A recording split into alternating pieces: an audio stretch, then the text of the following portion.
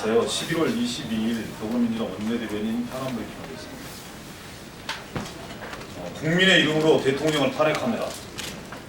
돌아올 수 없는 감을 건넜습니다. 국민의 명령을 거부한 대통령에게 남는 것은 역사 속으로의 강제 퇴장뿐입니다. 국민이 물러나면 대통령도 물러나는 것이 우리나라의 헌법 정신입니다. 박근혜 대통령은 국민이 위임하고 헌법이 보장한 권력의 정당성을 상실했습니다. 일신의 안위를 위한 야욕과 집착만 남아있을 뿐입니다. 물러날 때를 모르는 권력자는 국민의 이름으로 탄핵해야 합니다. 누구를 원망할 일도 아니고 동정과 연민의 대상은 더더욱 아닙니다. 스스로 자초한 일입니다. 우리 당은 국민의 이름으로 대통령의 탄핵을 결정했습니다. 대통령이라는 직책이 뭔지도 몰랐던 권력자에게 유린당한 국민의 권리를 되찾아올 것입니다. 더 이상 불행한 역사가 반복되지 않기 위한 결단입니다.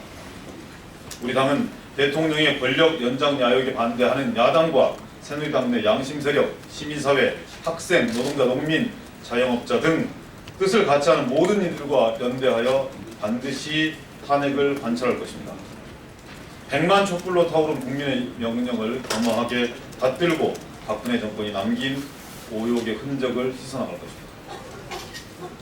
한일 군사정보보호협정 국무회의 졸속 통과는 결코 용납할 수 없습니다. 모든 권력은 국민으로부터 나오고 공무원은 국민 전체에 대한 봉사자다. 우리 헌법 정신입니다. 국민의 녹을 먹는 모든 공직자들은 대통령 명령 이전에 국민의 명령을 따라야 합니다. 그것이 공직 수행의 올바른 자세입니다. 더군다나 국민이 이미 탄핵한 박근혜 정권이라면 더더욱 그렇습니다. 그런데도 대통령과 현 국무위원들은 국민을 배신하고 한일 군사정보보호협정을 졸속으로 통과시켰습니다. 한일 군사정보보호협정은 국민이 인정하지 않는 굴욕적 매국협상입니다. 우리 당은 밀실, 졸속, 굴욕, 한일 군사정보보호협정을 체결을 결코 용납할 수 없고 이 협정을 주도하고 동조한 모든 책임자들에게 그에 따른 응당한 책임을 물을 것임을 다시 한번 강조합니다. 국조 포비아를 외치는 재벌 자신들의 과오부터 반성하십시오. 박근혜, 최순실 부역자들이 국민의 피같은 노후 자금을 재벌 대기업에 갖다 바쳤습니다. 수천억 원의 국민 노후 자금 손실을 외면하고 삼성 말을 따랐습니다. 절차와 관행도 무시했습니다.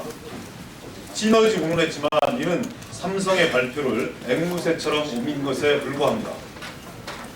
박근혜 대통령과 친박 실세 최경환 전 경제부총리, 문영표 전 보건복지부 장관, 홍완선 전 기금운용본부장 등은 선량한 관리자로서의 의무를 내팽개쳤습니다. 국민의 미래를 재벌에 갖다 바친 대인 죄인들입니다. 삼성도 공범입니다. 비선 실세 자금을 헌납하고 2세 경영권을 공고히 했습니다. 권력과 재벌의 추악한 부패 카르텔만 남았을 뿐입니다.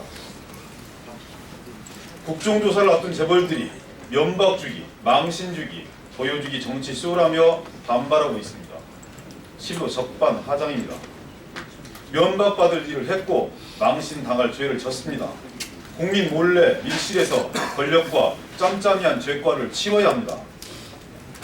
이재용, 정몽구, 최태원, 구본무, 신동빈, 김승현, 조양호, 신경식, 손경식, 허창수 등 9명의 재벌 증인들은 국민들 앞에 과오를 낱낱이 고하고 응당한 처벌을 받아야 합니다. 이번 국정조사를 계기로 한국 사회 이면에 도사리고 있는 권력과 재벌의 어두운 고리를 깔끔하게 도려내고 경제 민주화의 초석을 만들어야 합니다. 검찰 역시 재벌들의 부당한 거래에 대해 철저하게 수사하고 그 책임을 물어야 합니다. 뇌물을 받은 자 못지않게 뇌물을 건넨 자 역시 중죄인입니다. 이를 외면한다면 재벌 검찰이란 오명까지 뒤집어 쓰게 될 겁니다. 남의 일 말하듯 하는 이명박 전 대통령 국정농단 사태에서 결코 자유로울 수 없습니다. 어떻게 이렇게 부끄러운 일이 일어날 수 있는가?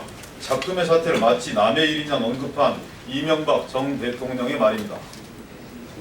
박근혜 최순실 게이트의 책임은 이명박 정부에게도 있습니다. 권력과 재벌의 부패한 짬짬이는 이명박 정부에서 절정에 달했습니다. 해외 자원개발, 4대강 사업 등 수십조의 혈세를 날렸고 누군가가 이 과정에서 사익을 취했습니다.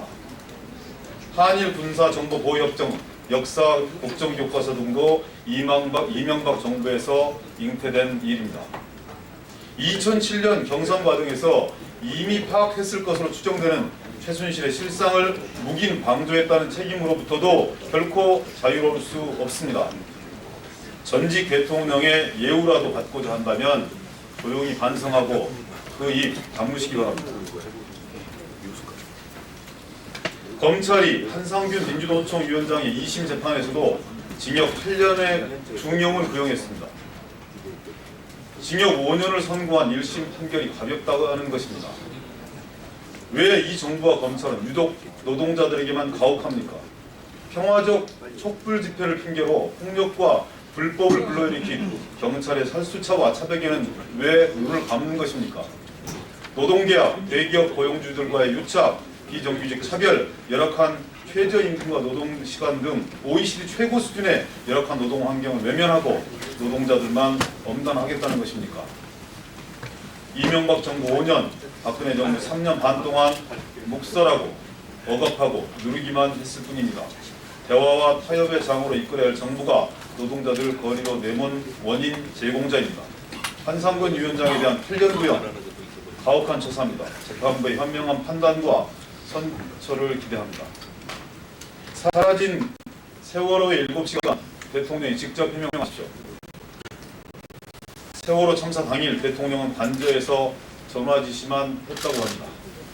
상황의 시급성을 몰랐던 건지 알아도 못 나올 이유가 있었는지는 그 누구도 알 수 없습니다. 구속된 문고리 권력 정호성 비서관이 세월호와 관련한 대면 보고를 막았다는 의혹이 나왔습니다. 대통령에게 대리 처방을 한 것으로 의심받는 김성만 원장 외에 또 다른 대리 처방 의사까지 등장했습니다. 전 국민이 기억하는 4월 16일 무엇을 했는가라는 질문에 이들은 기억이 나지 않는다고 말했습니다. 기억을 못하는 건지 기억해서는 안 되는 건지 의구심만 증폭될 뿐입니다. 대통령이 직접 해명해야 합니다. 국민의 의문에 답해야 합니다. 대통령이 침묵할수록 의구심만 증폭됩니다. 다른 날도 아니고 우리 국민 304분이 억울하게 수장당한 날이기 때문입니다.